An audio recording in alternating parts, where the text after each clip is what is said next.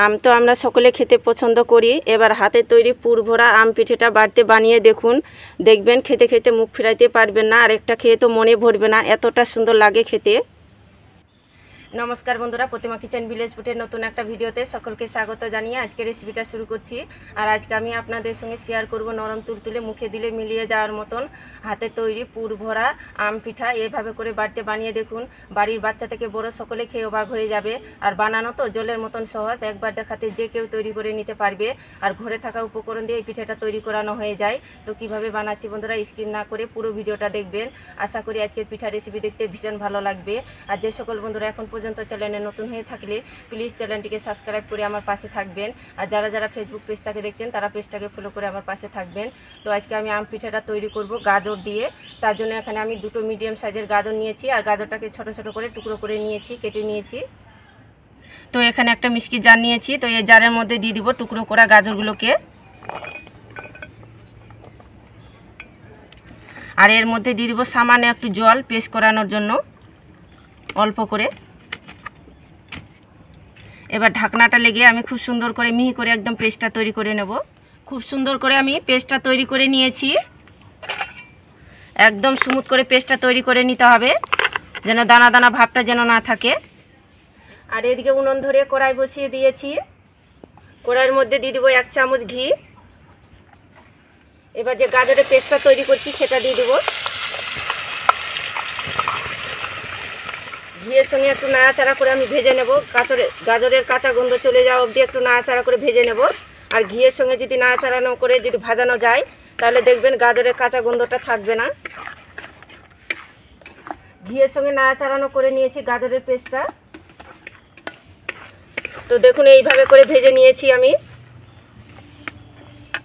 এবার এর মধ্যে দিয়ে দেবো আমি 2 কাপ দুধ। তো আপনারা জল দিয়েও করতে পারেন, আর দুধ দিয়ে করতে গেলে খেতে বেশি ভালো লাগবে পিঠেটা।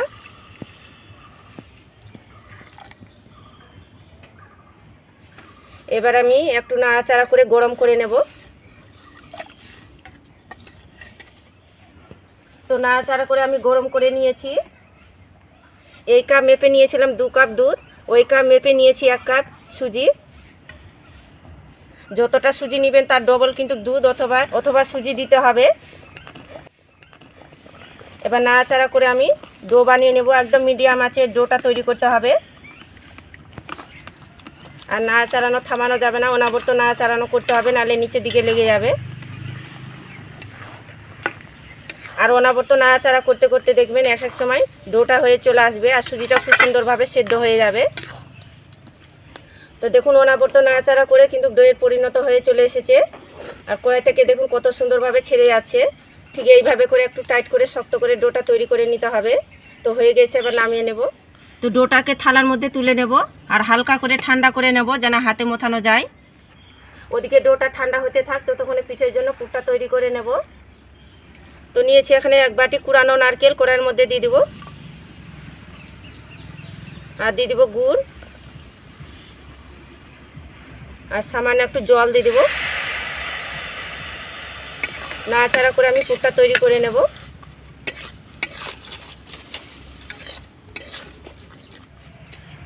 তো আপনারা চাইলে আপনাদের পছন্দ মতো করে পিঠের জন্য পুরটা তৈরি করে নিতে পারেন। তো নাড়াচাড়া করে আমি পুরটা তৈরি করে নিয়েছি পিঠের জন্য, হয়ে গেছে। আবার প্লেটের মধ্যে তুলে নেব।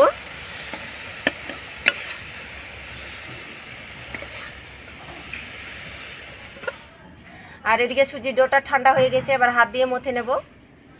এবার আমি ডোটার মধ্যে দিয়ে দিব 3 চামচ ময়দা।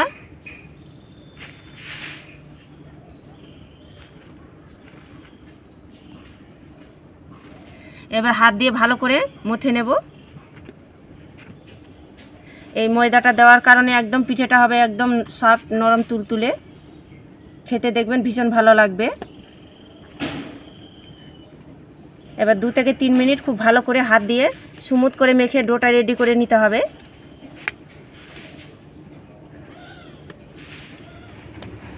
খুব সুন্দর করে মেখে আমি ডোটা তৈরি করে নিয়েছি, একদম সফট করে। ঠিক এইভাবে করে ডোটা তৈরি করে নিতে হবে। এবার আম পিঠেগুলো তৈরি করে নেব। তো অল্প করে লেচি কেটে নেব, হাতের মধ্যে নিয়ে একটু গোল করে নেব। গোল করে একটু চ্যাপটা করে নেব। এবার বাটি শেপ তৈরি করে নেব এইভাবে করে একটু চ্যাপটা করে। তো দেখুন এইভাবে করে গোল করে একটু বাটি শেপ তৈরি করে নিয়েছি। এবার যে পুরটা তৈরি করেছি সেখান থেকে অল্প করে নিয়ে নেব আর মাঝখানে এইভাবে করে বসিয়ে দেব। এটাকে এইভাবে করে মুড়িয়ে নেব। খুব ভালো করে মুখটা মুড়িয়ে নিতে হবে। এবার হাতের মধ্যে নিয়ে আবারও গোল করে নেব।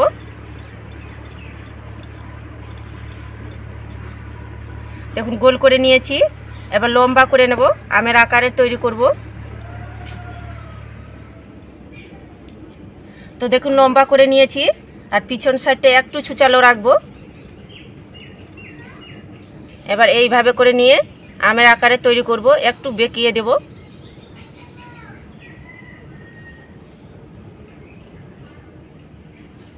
তো দেখুন এইভাবে করে তৈরি করে নিলাম। আর এখানে নিয়েছি লবঙ্গ, আমের বুঠাটা তৈরি করে নেব। তো দেখুন এইভাবে করে আমি লবঙ্গটা দিয়ে দেব। আর এখানে নিয়েছি আমি তুলসী পাতা, আমের পাতা তৈরি করবার জন্য। তো দেখুন এইভাবে করে আমি দিয়ে দেব।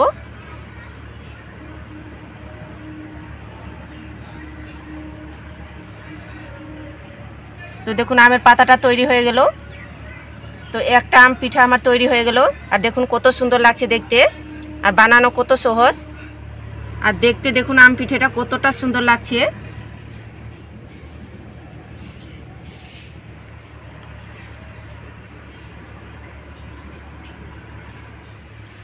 সবগুলো আম পিঠা একইভাবে করে তৈরি করে নিয়েছি। আর দেখতে দেখুন কি দারুণ লাগছে।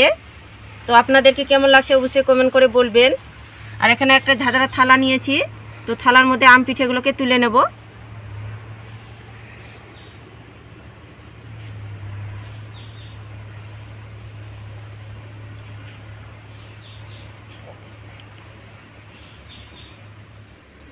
তো ঝাঁঝরা থালার মধ্যে তুলে নিয়েছি পিঠেগুলোকে।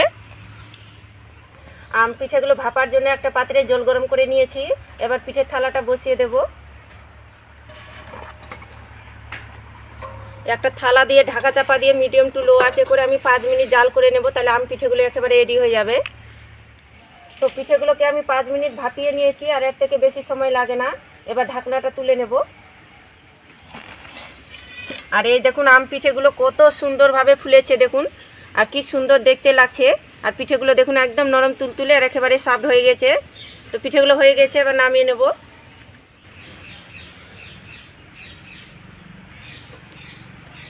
তো পিঠেগুলোকে হালকা করে ঠান্ডা করে নিচ্ছি, তারপর আপনাদেরকে দেখাচ্ছি। তো পিঠেটা হালকা করে ঠান্ডা করে নিয়েছি।